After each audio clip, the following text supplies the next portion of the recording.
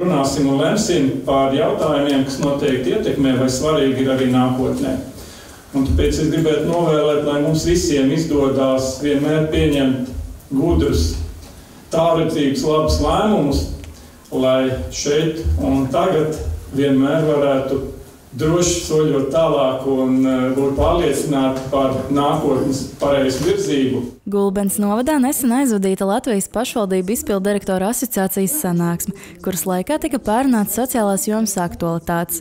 Šādas sanāksmes rīko katru mēnesi, lai pārunātu aktuālās problēmas, apmainītos ar pieredzi un meklētu risinājumus kopīgajiem izaicinājumiem dažādās pašvaldību darbības jomās. Gulbene ir veikusi ļoti labus ieguldījumus, lai saviem iedzīvotājiem nodrošinātu šos pakalpojumus.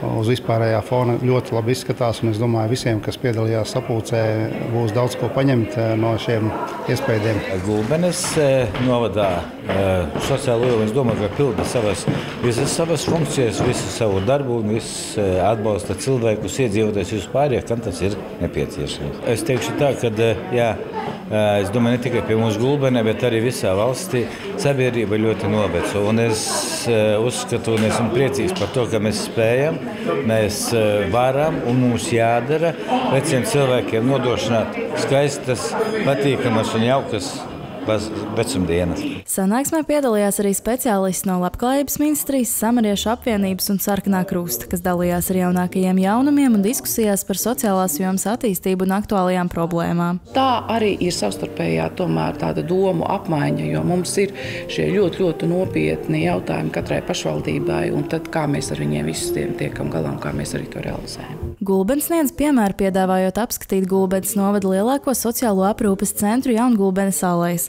kurā kopumā ir vairāk nekā 90 cilvēki. Kur iepazinās gan ar ēku, gan ar darbiniekiem, gan ar piedāvātajiem pakalpojumiem. Tad mēs apmeklējām arī Gulbenē dienas specializētās darbnīcas un dienas centru.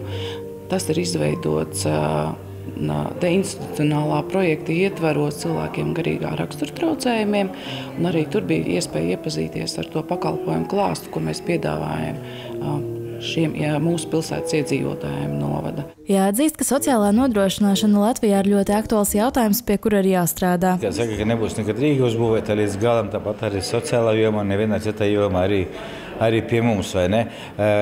Vakariem pēc sarunām arī ar kolēģiem un ar izpilddirektoriem. Protams, ka katrā novadā pildām mēs vienu to funkciju, vai ne, bet atšķirīgi tas viss notiek. Ja?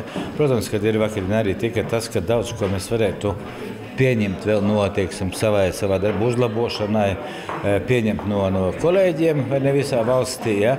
Bet, un es vēlreiz gribu teikt paldies par to, bet mēs pieņemam, pildam, daram un es domāju, ka izdodas arī. Lai gan Gulbenes novada sociālā dienesta vadītājs izteica bažas, ka daudz jaunie cilvēki mazāk interesējās par sociālo darbu, viņš tomēr uzsvēra, ka viņi ir apņēmušies tikt galā ar jebkuriem izaicinājumiem.